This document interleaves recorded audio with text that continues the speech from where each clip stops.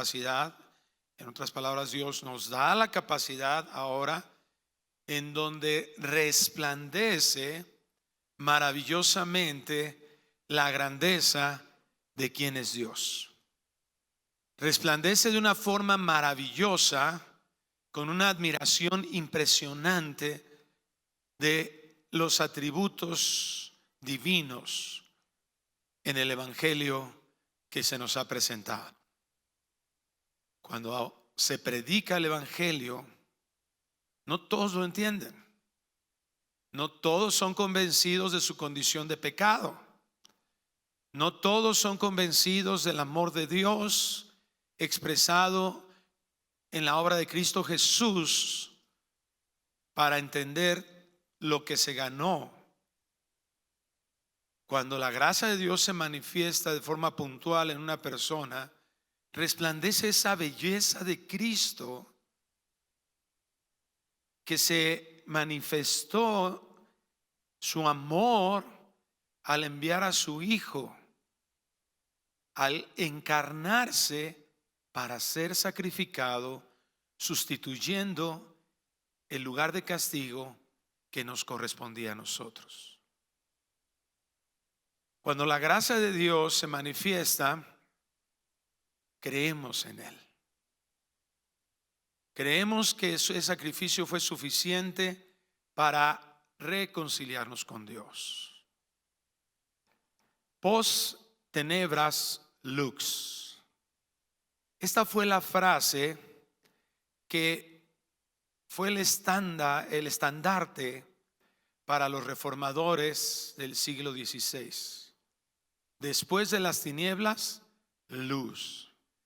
Y hace mención en un sentido a esa manifestación de la gracia de Dios para todos aquellos que fuimos escogidos desde la eternidad para venir a salvación.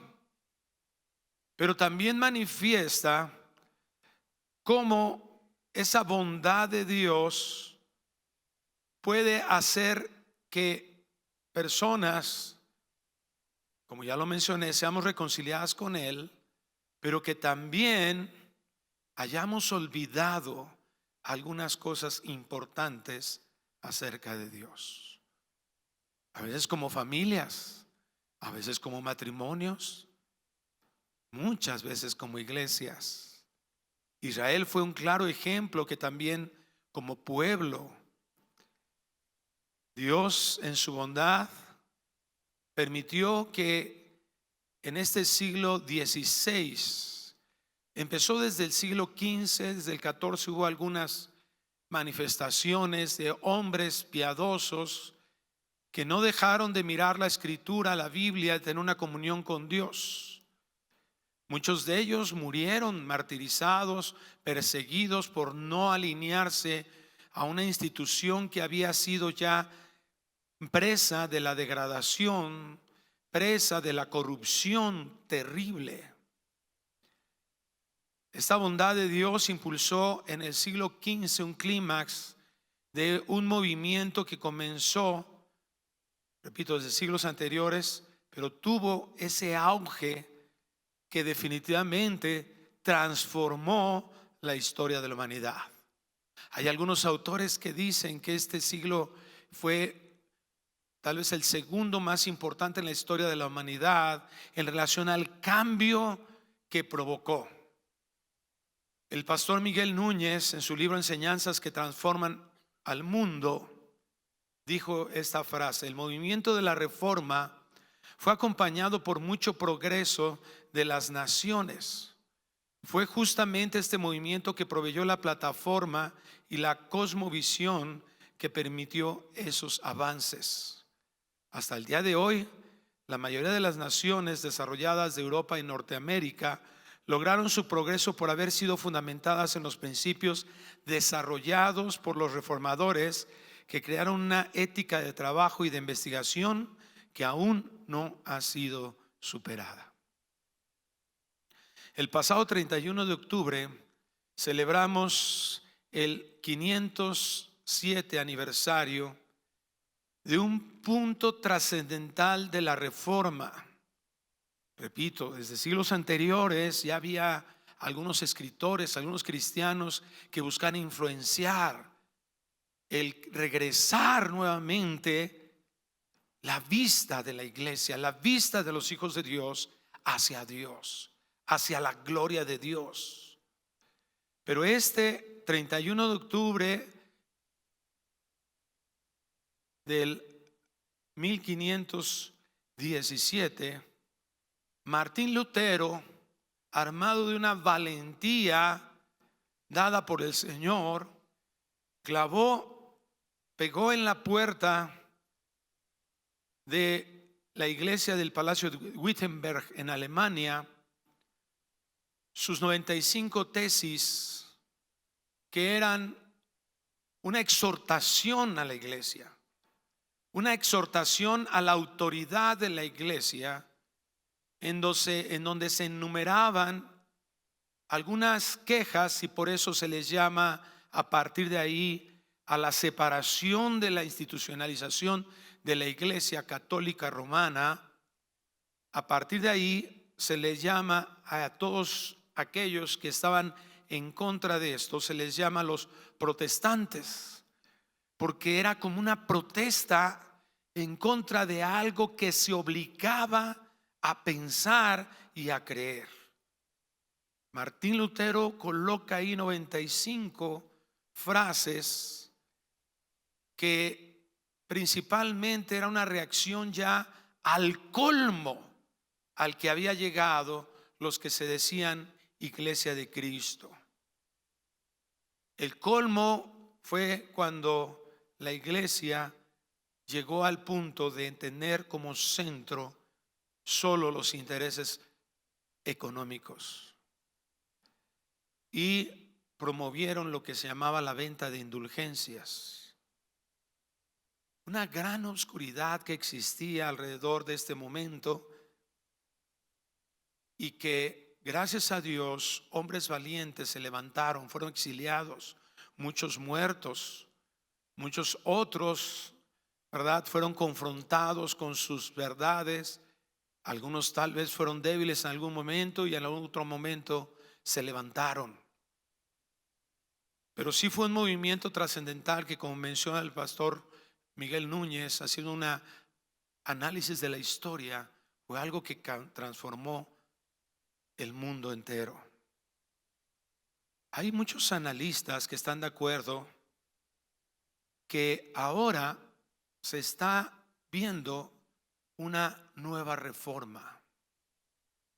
Vivimos tiempos en los que hay mucha confusión dentro de la iglesia. Tenemos que ser honestos y tenemos que darnos cuenta que la iglesia cristiana, la iglesia del Señor, hemos perdido mucha fuerza. Hemos llegado a alinearnos tanto al secularismo, nos hemos dejado influenciar tanto por los pensamientos humanistas, que hay momentos en que la vida de un cristiano no tiene ningún tipo de diferencia sustancial, efectiva, en relación a lo espiritual en este mundo. Sin embargo, Dios está despertando corazones. Y yo le ruego al Señor, y ahorita vamos a hacer una oración, porque el Señor despierte nuestro corazón. Porque algunos analistas piensan que esta nueva reforma se está impulsando desde Latinoamérica. Y hay algunos de ellos que, sin dejar de mirar lo que ha pasado en los últimos años, porque esta es una realidad que es muy observada, tal vez nosotros no nos damos cuenta de eso todavía, pero quien está generando una influencia, quien genera una influencia muy poderosa sobre toda América, son dos naciones: Estados Unidos, ¿y quiénes creen que es la otra? México. Estamos, amados, en una posición muy importante en donde muchos hijos de Dios están regresando al fundamento de la fe, que es la Biblia. Tenemos pastores, y gracias a Dios en esta iglesia nuestro pastor principal nos ha impulsado. Ustedes no saben, cada vez que lo vemos, cada vez que nos reunimos con él, nos dice lo mismo. Regresemos a la Biblia, estudien la Biblia, lean la Biblia, profundicemos en la Escritura, escudriñemos la Biblia, porque la Biblia es la palabra de Dios. En ella encontramos la verdad. Tenemos que regresar después de que vivimos un siglo de un embate diabólico impresionante, en donde desde el principios del siglo XX comenzamos a ser influenciados por el naturalismo, por el subjetivismo, y eso creó la plataforma para que entraran ahí una corriente de interpretación liberal, en donde se establecía que la Biblia se podía interpretar subjetivamente, que cada uno podría tener su propia interpretación de la verdad. Todavía al día de hoy estamos recibiendo las consecuencias de eso. Todavía al día de hoy las iglesias se están separando porque no podemos ponernos de acuerdo en relación a las verdades bíblicas y no las observamos. Hay cristianos que su fe está basada en libros, y cuando tú les cuestionas acerca de la doctrina que están creyendo, les preguntas, ok, ¿dónde encuentras eso en la Biblia? Cascabelean. Bueno, es que lo leí y fulanito dijo, y el pastor Armando, y el doctor Sproul, y el doctor tal, y el fulanito, y el teólogo, y el libro. Necesitamos regresar a la correcta interpretación y desarrollar la pasión en el corazón de todos nosotros los redimidos para vivir agradando a Dios. El Señor siempre ha provisto personas que sean luz en los tiempos más oscuros de la sociedad, y nos está haciendo un precioso llamado a eso, no a una intelectualidad bíblica, porque muchos han caído en eso. Muchos están tan orgullosos de todo lo que han leído. Muchos están tan orgullosos de cuánto han memorizado, y no que eso esté mal, pero todo ese conocimiento, si no baja al corazón, de nada sirvió. Todo ese conocimiento es para que lo apliquemos a nuestras vidas. Nosotros tenemos que entrenar ya nuestra forma de pensamiento, nuestro desarrollo de pensamiento, de tal manera, entrenar nuestro corazón de tal manera que cada vez que enfrentemos alguna situación en la vida, podamos tener a la mano una herramienta bíblica para poder afrontar un problema, una decisión, para poder decir sí o no a algo.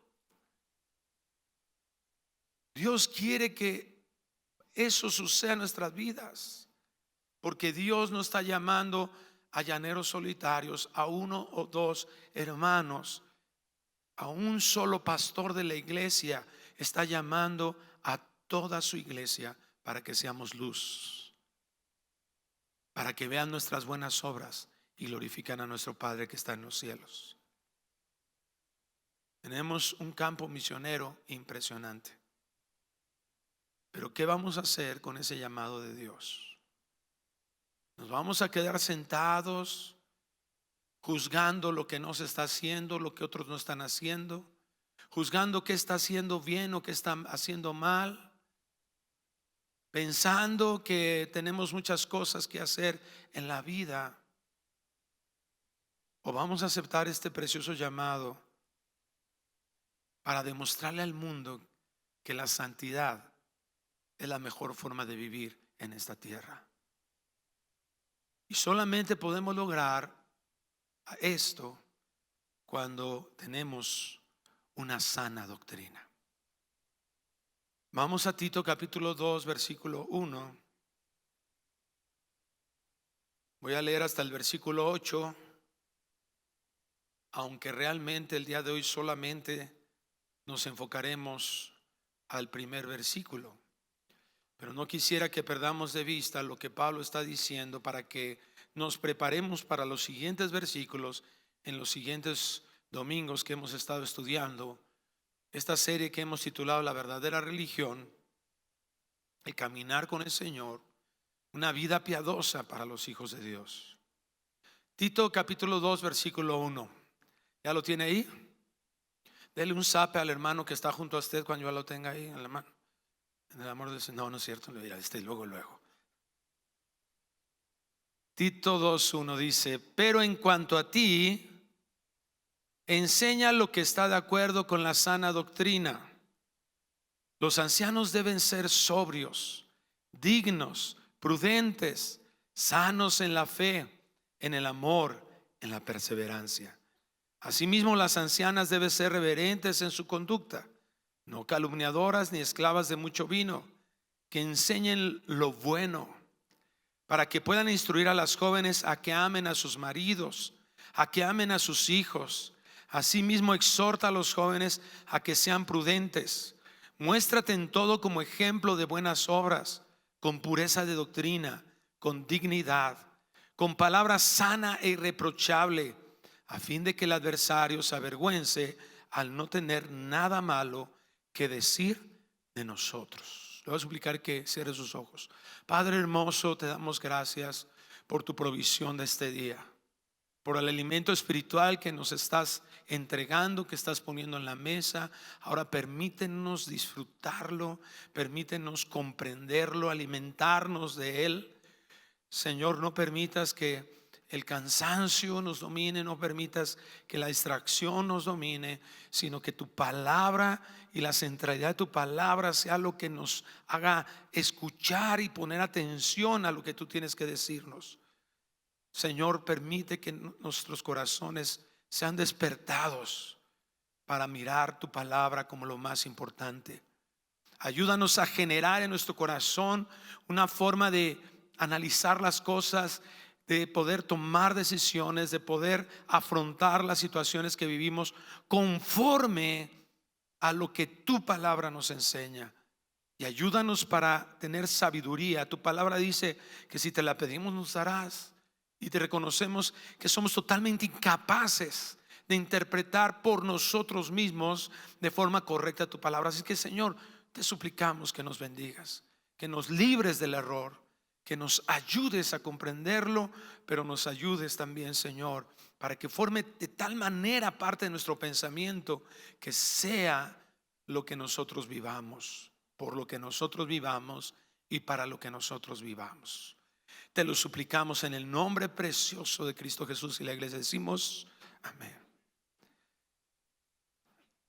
Siempre la caída en el pecado ha tenido un origen, y ese origen ha sido dejar de lado escuchar la voz de Dios, dejarle de prestar atención a lo que Dios ha dicho. Vamos a Génesis 3:1. La serpiente era más astuta que cualquiera de los animales del campo que el Señor Dios había hecho. Y dijo a la mujer: con que Dios les ha dicho, no comerán de ningún árbol del huerto. Fíjate qué interesante de esta mendiga serpiente, cuestionando. ¿Qué cuestionó? Lo que Dios había dicho.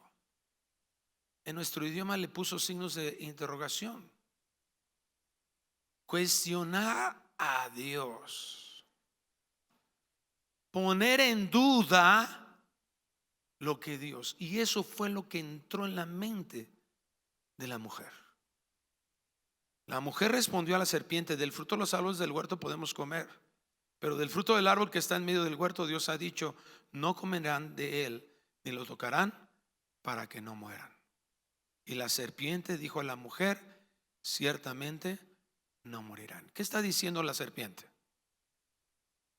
Dios no te está diciendo la verdad.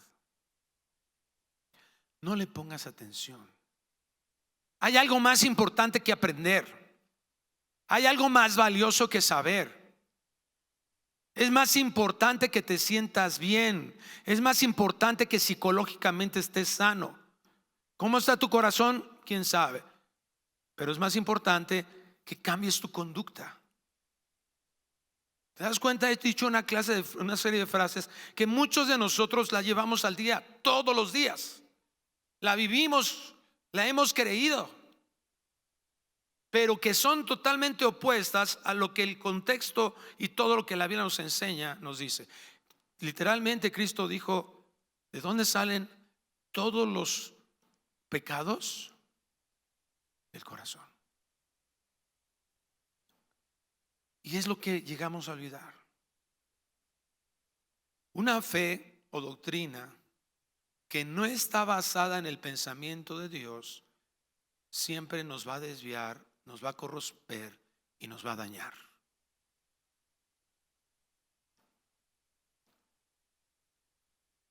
Desviarnos de las indicaciones del Creador trae terribles consecuencias. Levanten la mano todas las mamás, por favor, todas las que han sido mamás. Ustedes son testigos de esto, ¿verdad que sí? Se multiplicaron los dolores de tu papá. ¿A quién no le dolió el parto? Bajen las manos las que no les dolió el parto, por favor. Hasta levantaron más fuerte. Fue horrible. Terribles consecuencias. Estamos cansados cuando digamos de trabajar y llegas así. Terrible consecuencia. Somos unos egoístas. Siempre pensamos en nosotros. No nos importan los demás. Todo lo hacemos hasta veladamente con apariencia de que somos buenos para sentirnos bien nosotros. Aquí inició todo. Inició cuando la mujer prestó oído y logró sustituir en su mente lo que Dios había dicho. Segunda de Samuel 11:1.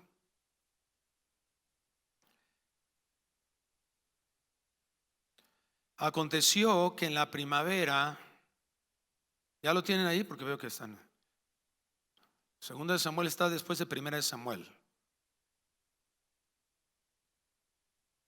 Está antes de Apocalipsis también. ¿Ya lo encontraron? Ok. Segunda de Samuel 11:1. Aconteció que en la primavera, en el tiempo cuando los reyes salen a la batalla, David envió a Joab y con él a sus siervos y a todo Israel, y destruyeron a los amanitas y sitiaron a Rabá. Pero David permaneció en Jerusalén. ¿Dónde estaba David? Y él se quedó en Jerusalén. ¿Quién era David? El rey de Israel. ¿Dónde debería estar David? En la guerra. Y él dijo: estoy cansado. El Señor me dijo que me congregara, pero es una semana difícil. Esta cobija pesa más que otro día y Dios sabe. Aunque Él dijo que no dejábamos de congregarnos, Dios sabe. Y es misericordioso. Y no necesito ir a la iglesia. Estoy bien en mi palacio. Hay gente que lo hace. El mundo no se va a caer. Nada puede pasar. Ahí está Joab. No soy pastor. Yo no necesito ir a la iglesia. Pastor sí. El maestro sí. ¿Sin quién va a dar la clase? Bueno, fíjate, que llama la atención cómo Dios se refiere a David. Un hombre conforme al corazón de él. El dulce cantor de Jehová. ¿Cómo me gustaría que Dios dijera eso de mí? Ahorita ya mi voz ya no me da para nada, hermano. El dulce cantor de Jehová. Un hombre piadoso. Pero el hombre piadoso que abandona la humildad, que se siente suficientemente sabio para ya no preguntarle a Dios, para ya no depender del Señor, seguro caerá. Le pasó a Adán, le pasó a Abraham, le pasó a David. Amados, Dios nos está demostrando en su palabra que no existe una fuerza, ni una voluntad, ni una inteligencia personal para vencer el pecado.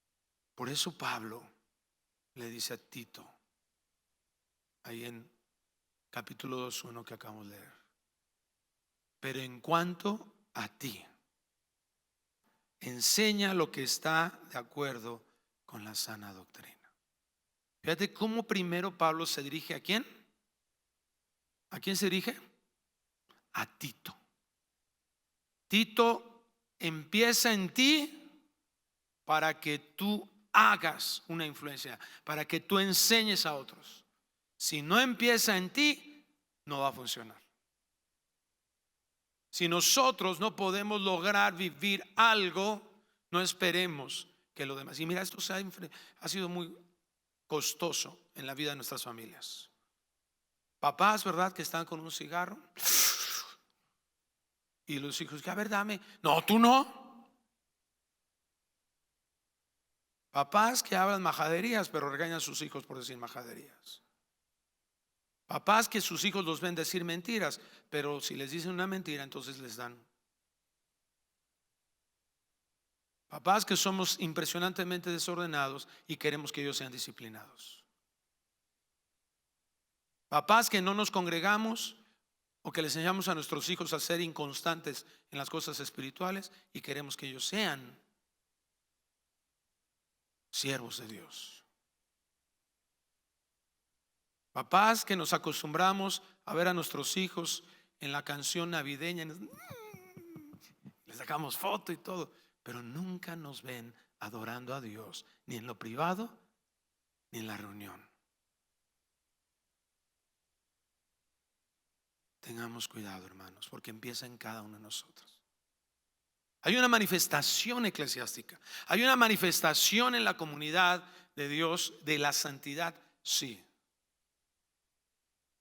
Pero primero Dios nos encarga personalmente, porque las convicciones personales que se basan en una enseñanza es lo que nos llevan a vivir de una forma diferente. Y eso es lo que impacta a otros.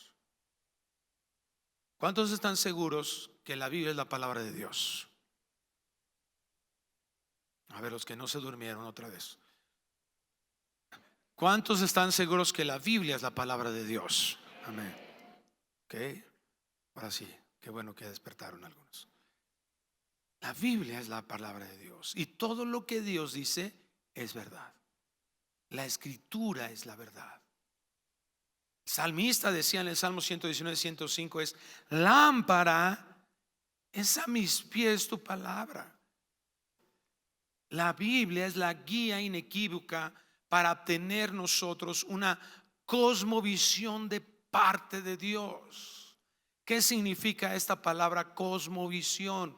Quiere decir que todo lo que nosotros veamos, analicemos, pensemos que es bueno y malo, todo lo que determinemos alrededor de nosotros, desde nosotros, tiene esa perspectiva de Dios.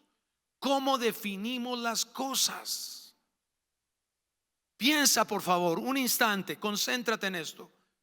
Trata en tu mente de definir qué es amor. Y empezaste, bueno, amor es sentir. Y muchas veces nuestras definiciones de las cosas están basadas en nuestra experiencia, en lo que creemos que es. Y lo último que pensamos es, ¿qué dice Dios? Primera de Corintios 13 nos hace una descripción del amor, pero Efesios capítulo 5 nos dice que es el amor. Maridos, amad a estas mujeres como Cristo ama a la iglesia. ¿Y cómo dice? Que la cuida y la sustenta. ¿Cuándo? Siempre. ¿Cómo? Incondicionalmente. Pensamos en eso cuando nuestra esposa hace algo que no nos agrada, esposos. Pensamos en eso cuando nuestra esposa no cumple toda la expectativa que nosotros deseáramos. ¿Pensamos en eso cuando nuestra esposa nos rechaza?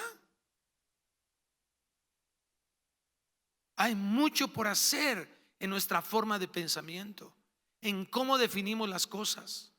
Mire, yo estoy seguro, yo veo caras que he visto durante muchos años en esta iglesia. Yo estoy convencido que a usted se le ha invertido mucho conocimiento de la Biblia, pero ha sido como un tanque estacionario, lleno pero cerrado. Y la idea de lo que yo quiero compartirles en este momento es que podamos nosotros saber y darnos cuenta que todo eso, que abramos la llave, que todo eso que se ha invertido en nuestras vidas es el tiempo en el que comencemos a usarlo. Que abres la llave del tanque, que abras la llave del gas, que le prendas una flama, que le prendas ahí un cerillo para que arda. Que ese conocimiento, en otras palabras, ese gas beneficie, que ese gas se manifieste, que ese conocimiento ahora se comience a vivir. Ese es el asunto. En cuanto a ti, Timoteo, después de ti vas a poder enseñar a los demás. ¿Te das cuenta? Es una lista que ya vamos a ver más adelante de lo que significa. Pero primero empieza en ti, porque Dios nos encarga personalmente eso. Esta palabra sana, de sana doctrina, es la palabra hugiaino, que significa tener buena salud, estar bien en el cuerpo. Se utilizaba para eso. Figurativamente, dice el diccionario, es ser incorrupto. En otras palabras, fiel, bueno en salud, sano. Pero esta palabra me llamó la atención, incorrupto. ¿Qué es incorrupto? Y la negación de corrupto, es decir, no se ha corrompido. ¿Qué es lo que se corrompe? Es lo que pierde su estado natural. Entonces, cuando nuestro pensamiento está generado más por nuestras deducciones, por nuestras inferencias y no por lo que la Biblia dice, entonces estamos perdidos. No tenemos sana doctrina porque hay algo que puede estar afectando lo que Dios ha dicho en su esencia. Tener convicciones de sana doctrina no es nada más decirlo. Hay predicaciones que tenemos que ser honestos, que hay predicaciones que se lee el texto y se habla totalmente de otra cosa.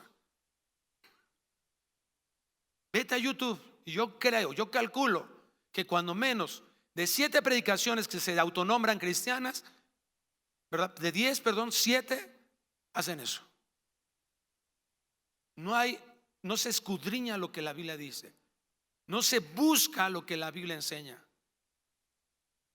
Estamos corrompiéndolo, pero es fácil decir, en esta iglesia hay sana doctrina. ¿Por qué? Porque leen la Biblia.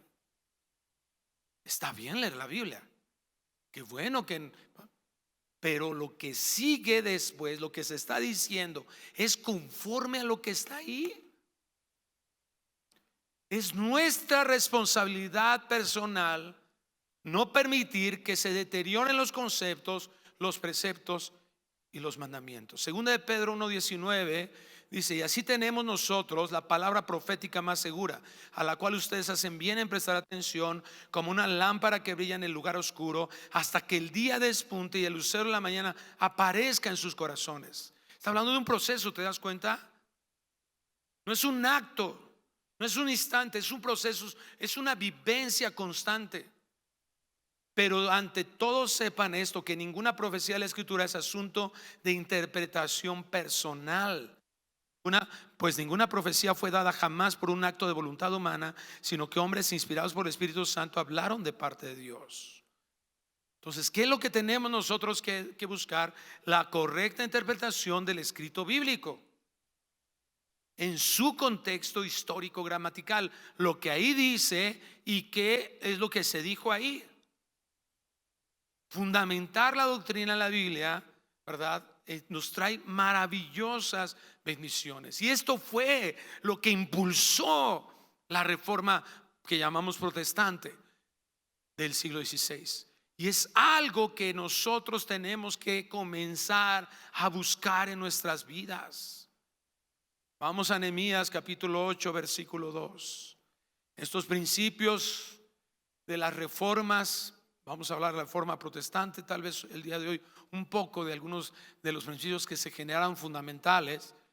Pero si tú te das cuenta, cada vez que Israel se había desviado, el punto de partida o de reencuentro con el Señor fue escuchar su voz. Tienes problemas matrimoniales, no hables con tu esposa primero. Escucha a Dios. Tienes problemas con un pecado, no creas que tú vas a salir por tu decisión o por tu pecado. Si no vas al fundamento de la Escritura, a escuchar la voz de Dios, a una comunión con Dios, no vas a poder librarlo. Dice Nehemías 8:2: entonces el sacerdote Esdras trajo la ley delante de la asamblea de hombres y mujeres y de todos los que podían entender lo que oían. Era el primer día del mes séptimo. Fíjate, desde Nehemías está ese precepto. Hay un tiempo en el que hay que regresar, se reconstruye, pero ahora lo más importante es que el pueblo vuelva su corazón a Dios. ¿Y qué hace Esdras? Vénganse, muchachos, anden, échenle ganas. Eso hizo. ¿Qué trajo Esdras? La ley. Trajo la ley delante de todos y estaban ahí. ¿Por qué es importante que regresemos a la palabra de Dios como un fundamento en las Escrituras? Que sea la regla de nuestra fe y de nuestra práctica. Eso fue lo que pensaron los reformadores. ¿Por qué? Porque cuando fundamos nuestra vida en las Escrituras y ponemos esto en nuestro corazón, eso nos libra de la subjetividad. Fue lo que dijo Pablo. No se trata de lo que tú pienses, no se trata de lo que tú creas, no se trata de que para ti el amor es esto. No. Si nosotros nos centramos, mira, este es un principio que hemos tenido. Yo se lo aprendí al pastor José desde hace muchos años.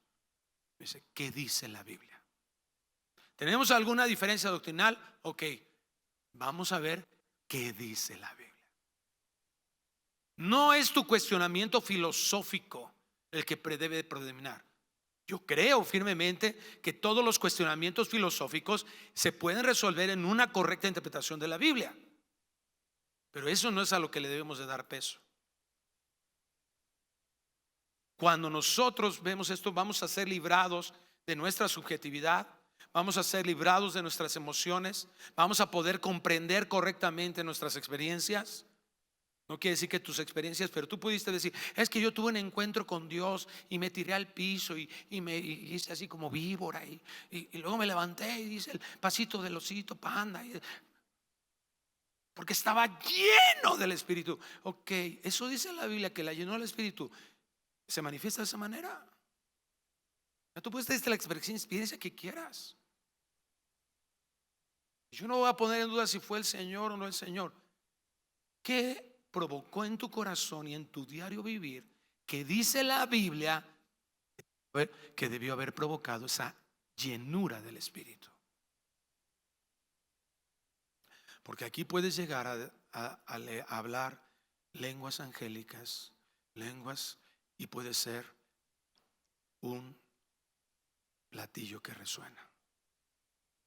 No hay realidad.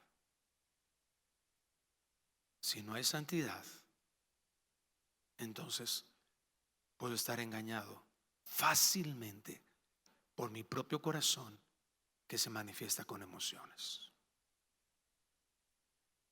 Pero yo tengo esa manifestación así como: wow, mi clímax, mi relación con Dios máxima. Ahí fue cuando yo como cristiano estaba en mi mejor momento. Y luego, porque dice Proverbios 4:18 que la luz de la aurora es como una rueda de la fortuna, que a veces estás arriba y a veces estás abajo. No, eso lo dijo José Alfredo Jiménez. La luz de la aurora, ¿verdad? La vida del justo es como la luz de la aurora. que va un aumento hasta que el día es perfecto. ¿Te das cuenta cómo si hemos sido contaminados? Yo siento, y es que yo sentí, y para todo es sentir, yo siento y defino eso. Yo siento y entonces no le hago caso a esto. Cuidado. La Biblia nos libra de subjetividad. No es lo que tú digas, no es lo que yo diga. ¿Qué dice Dios? Y eso, amados, dice Efesios 3 y 4, es lo que nos dirige a una verdadera unidad. Es en lo último que nos fijamos para tener nuestras relaciones de amistad, nuestras relaciones de noviazgo, nuestras relaciones matrimoniales. ¿Qué tanta unidad doctrinal tengo con esta persona? Hemos cometido errores gravísimos de liderazgo por no fijarnos en estos preceptos, en muchos sentidos. Versículo 3: y leyó en el libro frente a la plaza que estaba delante de la puerta de las aguas, desde el amanecer hasta el mediodía, en presencia de hombres y mujeres y de los que podían entender, y los oídos de todo el pueblo estaban atentos al libro de la ley. Fíjate qué importante. La religión debe ser racional e inteligente hacia la revelación. Muchos cristianos se han quitado el cerebro para ser espirituales. No es que yo no tengo que entender. Yo no tengo que entender. Oye, brother, en buena onda, Dios te dio una mente que se manifiesta a través de tu cerebro. Millones de neuronas funcionando para la gloria de Dios. Y tú, yo no tengo que entender nada. Ay, no, eso es para los chavos, para los jóvenes. Que los jóvenes estudien, yo ya no. Y los jóvenes, ahora que esté viejo. Siempre tenemos un pretexto, ¿verdad? Y tengo otras cosas mejores que hacer, sin escuchar la voz de Dios. Tenemos que tomar decisiones que estén basadas en un entendimiento correcto de lo que Dios nos ha pedido. Nos dejamos llevar a veces por preceptos que parecen bíblicos y que son analizados tan superficialmente que nos llevan a equivocaciones. Hay que ayudar a todos. Hay que salir al mundo, ayudar a todos, pobrecitos. Todos hay que darles. ¿Eso dice la Biblia? A ver, déjeme hacer una interpretación de la Biblia. Dice, ¿para qué te alcanza? ¿Cómo, pastor? Pues eso dice Gálatas. No dejes de hacer el bien. Está bien, qué bueno que tienes esa intención. Nunca es el que a su tiempo cosecharás. ¿Pero a quién? Primero a los de la familia de la fe. ¿Te das cuenta cómo si nosotros nada más decimos, ay, pues yo creo que la iglesia debería de estar haciendo labor social, si no, no hay amor? Ya fue tu juicio, ya fue tu parámetro, y así nos quedamos. Pero si no tenemos el concepto claro, ¿te alcanza para eso? Amén. Pero ¿ya ayudaste a la viuda? ¿Ya trajiste al granero abundante?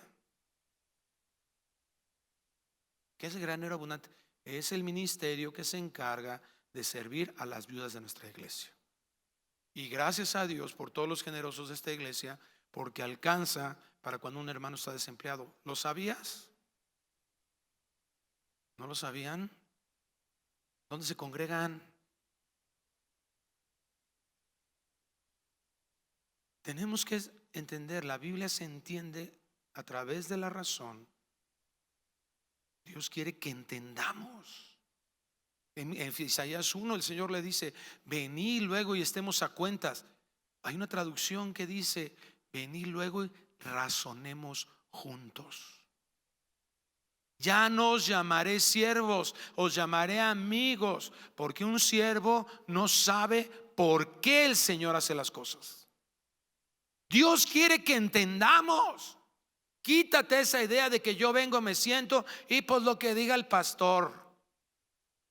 Chale, yo voy a ser el culpable de tus pecados. Si tú no creas tu convicción de tu llamado de Dios, nunca lo vas a tomar. Versículo 4. El escriba Esdras estaba sobre un estrado de madera que había hecho para esta ocasión. Junto a él, a su derecha, estaban Matatías, Emanías, Urías, Hilcías y Masías, y a su izquierda Pedaías, Misael, Malquías, Usam, Asbadana, Zacarías y Mesulam. Esdras abrió el libro a la vista de todo el pueblo, pues él estaba en un lugar más alto que todo el pueblo, y cuando lo abrió todo el pueblo se puso en pie. Entonces Esdras bendijo al Señor, el gran Dios, y todo el pueblo respondió: amén, amén. Mientras alzaban las manos, después se postraron y adoraron al Señor rostro en tierra. Yo he visto un fenómeno cuando algunos regresan a la palabra y se esfuerzan por la palabra y estudian la palabra y profundizan en la palabra. Si esa llenura de conocimiento no está en medio del servicio de la iglesia, se convierte en soberbia. Si ese abastecimiento de conocimiento no se coloca bajo autoridad, voy a llamarlo así, bajo mentoría, tarde o temprano se convierte en altivez.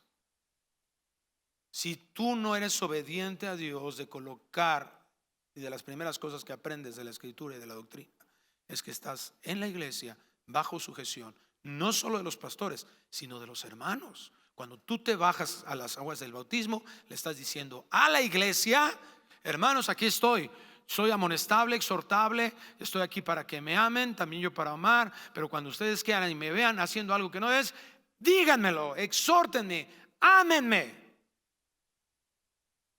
disciplínenme. Eso es la iglesia. Veníamos de regreso de un viaje y un hermano me decía: oye, fulanito me dijo, ¿qué tal, hermano? Y le digo: ¿y por qué no nos dijo a nosotros? ¿Por qué no se lo dijo a él? Porque traemos, ¿te das cuenta cómo estamos contaminados por esa idiosincrasia de la jerarquización eclesiástica fuera de lo que la Biblia enseña? Dime dónde dice que la exhortación y la amonestación es exclusiva para los pastores. Dime dónde dice en la Biblia que la amonestación y la exhortación no debe de ser para los pastores. Hay un concepto que acabamos de regresar a un evento y eso impactó mi corazón, porque tiene razón de la estructura de la iglesia. En la iglesia solo hay una cabeza y esa es Cristo. Todos los demás somos hijos de Dios, hermanos, cumpliendo roles,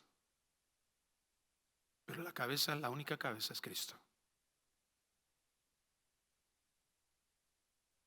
No, pero es que ¿cómo le voy a decir al pastor yo que huele mal?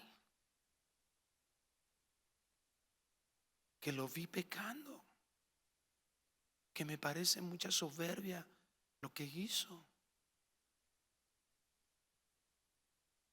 Uno de los pastores que más admiro le acaban de sacar unos videos por YouTube y yo digo: ¿de verdad todos esos cabezones que están ahí diciendo esas cosas públicamente fueron antes a exhortar a su pastor?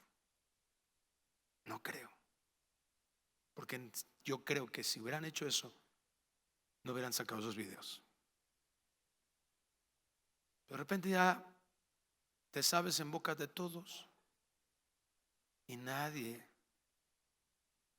se atreve a decir. Ya el papá, ¿verdad? Toda la mamá y los hijos: no, es que el papá. Y el papá llega hacia la casa y todos: es que queremos evitarnos problemas. ¿Esa es mentalidad del evangelio? Porque Cristo sin problemas se queda en el cielo, brother. ¿Qué problema venir a soportarnos, a soportar la ira. Quítate eso. Yo no quiero problemas. Digo, tampoco buscadores de pleitos, ¿verdad?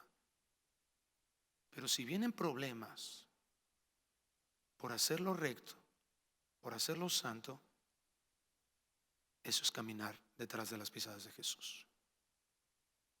Si hay problemas por predicar el evangelio y decir la verdad del evangelio, bienvenidos los problemas, bienvenida la muerte, bienvenido el sufrimiento.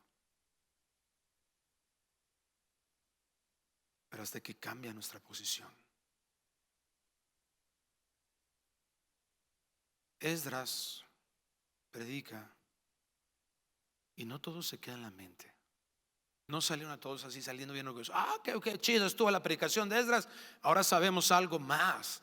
Qué padre, qué bien. No, hombre, ya soy mejor cristiano porque ahora ya sé lo que es la justificación por fe. ¡Aleluya! No. Bendijo al Señor, el gran Dios. Y todo el pueblo respondió: amén, amén. Mientras alzaban las manos, después se postraron y ¿qué, hermano? Adoraron al Señor. No es llenarte la cabeza de conceptos, es qué tanto estás adorando a Dios. Por eso que ahora sabes el propósito. Usamos la razón, usamos la inteligencia, pedimos a Dios por sabiduría para que nosotros nos volvamos devotos de Dios. Si esta predicación no te hace que mañana busques a Dios por la mañana, perdimos nuestro tiempo todos, ustedes y yo. Y lo más importante, estamos menospreciando al Señor.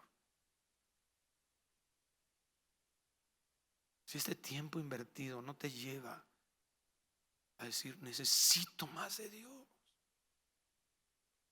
Tomé una terrible decisión hace una semana, hace un mes. Me relacioné con alguien que no debía. Estoy ensimismado, estoy pensando solo en mí porque he dejado de escuchar la voz de Dios. Me siento yo lo más importante, me siento el maravilloso, me siento el asombroso, y todo eso no soy yo, es Dios. La palabra de Dios nos debe llevar a una relación de adoración, de devoción, que es alguien devoto, alguien que admira supremamente. De forma directa nos abrió el camino el Señor. Y para eso tuvimos al mediador, que es Cristo, pero no necesitamos a nadie más.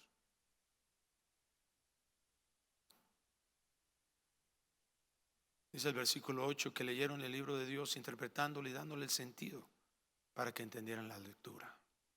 Esa es nuestra labor. Tito a eso fue llamado. Entender, aclarar. ¿Tienes dudas? Todos los jueves tenemos una sesión de preguntas. ¿Por qué no vienes? Está abierto nuestro teléfono, está abierto nuestro contacto. Todavía no tenemos una oficina, oren para eso. Les ruego que oren para eso. Estamos buscando y no nos quieren prestar un lugar. Bueno, rentar, no. Dios sabe por qué. Pero nuestro teléfono está abierto. ¿Tienes dudas?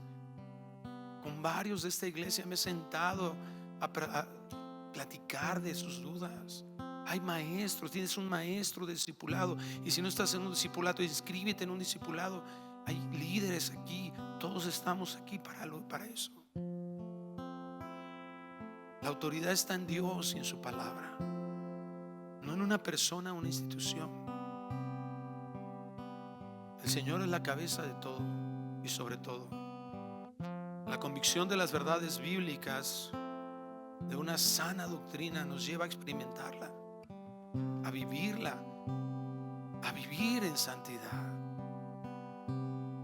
Y una verdadera santidad no es solo llevar preceptos. Una verdadera santidad nos lleva a un deleite en Dios.